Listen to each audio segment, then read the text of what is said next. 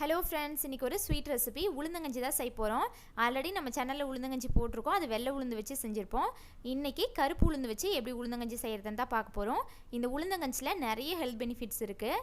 Ladies எல்லாம் weekly once எடுத்துக்கிட்டோம் அப்படின்னா போன்ஸ் எல்லாம் நல்லா ஸ்ட்ராங் ஆகும். அதே மாதிரி வெயிட் கெயின் பண்ணணும்னு நினைக்கிறவங்கலாம் வீக்லி ட்வைஸ் எடுத்துக்கிட்டோன்னா நல்ல வெயிட் கெயின் ஆகும். இந்த உளுந்தங்கஞ்சி எப்படி செய்கிறதுன்னு வாங்க பார்க்கலாம்.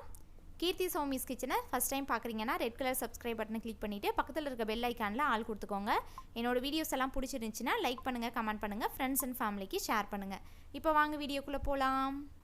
ஃபஸ்ட்டு உளுந்தங்கஞ்சிக்கு உளுந்து ஊற வச்சுக்கலாம். நான் இந்த குட்டி டீ டம்ளரில் 1 டம்ளர் கருப்பு உளுந்து எடுத்திருக்கேன். இப்போ இதை தண்ணியில் போட்டு நைட் ஃபுல்லாக நான் ஊற வச்சுக்கிறேன். கருப்பு உளுந்துங்கிறதுனால மினிமம் ஒரு 5 ஹவர்ஸாவது ஊறணும். அப்போ தான் நல்லா வேகும். இப்போ பாருங்கள், நைட்டு போட்டோம், மார்னிங் ஆயிடுச்சு, நல்லா ஊறிடுச்சு. இப்போ இதை அரைச்சிக்கலாம். இப்போது இந்த உளுந்த பருப்பை ஒரு பெரிய மிக்ஸி ஜாரில் சேர்த்துக்கலாம். இது கூட கொஞ்சமாக தண்ணி சேர்த்து கொரகொரப்பாக அரைச்சி எடுத்துக்கலாம். ரொம்ப ஃபஸ்ட்டே தண்ணி சேர்த்துட்டோம் அப்படின்னா சரியாக அரையாது. இப்போ பாருங்கள், இந்த அளவுக்கு அரைச்சாச்சு. இப்போது இது கூட இன்னும் கொஞ்சமாக தண்ணி சேர்த்து இன்னும் நல்லா ஃபைன் பேஸ்ட்டாக அரைச்சிக்கலாம்.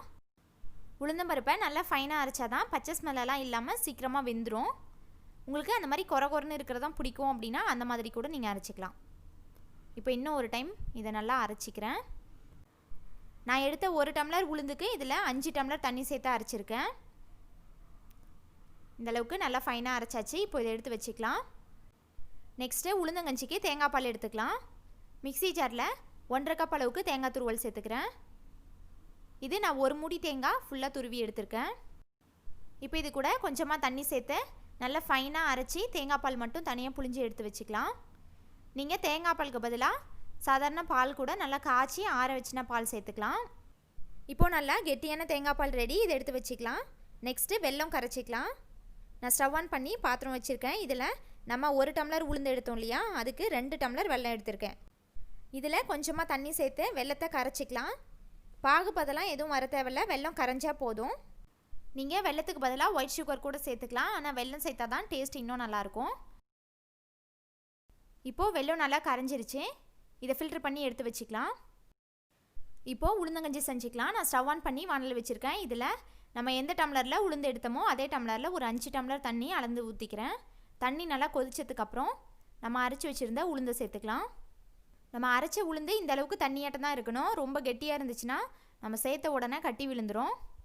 இப்போது சேர்த்ததுக்கப்புறம் ஃப்ளேமை லோலியோ இல்லை சிம்லியோ வச்சுக்கோங்க. இல்லைனா கீழே அடி பிடிச்சிரும், இல்லைனா ரொம்ப பொங்கி வரும். இப்போ இந்த மாதிரி பக்கத்துலேயே நின்று கைவிடாமல் மிக்ஸ் பண்ணி விட்டுக்கிட்டே இருக்கணும், அடி பிடிச்சிடாமல். இந்த உளுந்து இப்போ நல்லா வேகணும். ஒரு 20 நிமிஷம் பக்கமாக நல்லா வேக வச்சுக்கிட்டோம் அப்படின்னா அந்த பச்சை ஸ்மெல்லாம் போயிட்டு நல்ல ஒரு ஃப்ளேவர் வரும். இப்போ பாருங்கள், அந்த நுரையெல்லாம் போயிட்டு நல்லா வெந்துருச்சு. ஸ்மெல்லும் சூப்பராக வருது.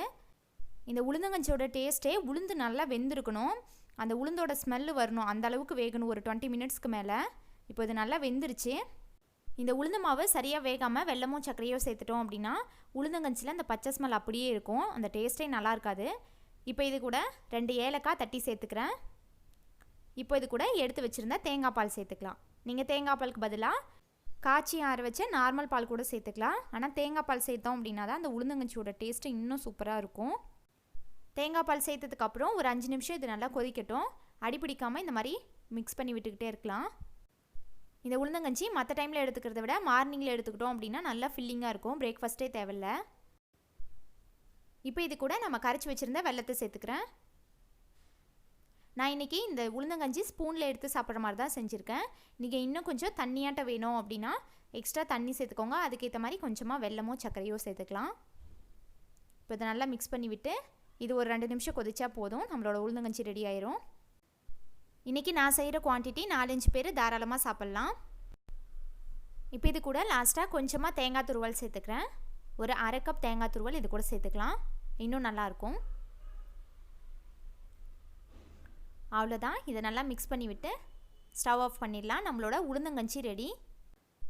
அவ்வளோதான் ஃப்ரெண்ட்ஸ், நம்மளோட ஹெல்த்தியான ஒரு ட்ரிங்க்கு உளுந்தங்கஞ்சி ரெடி.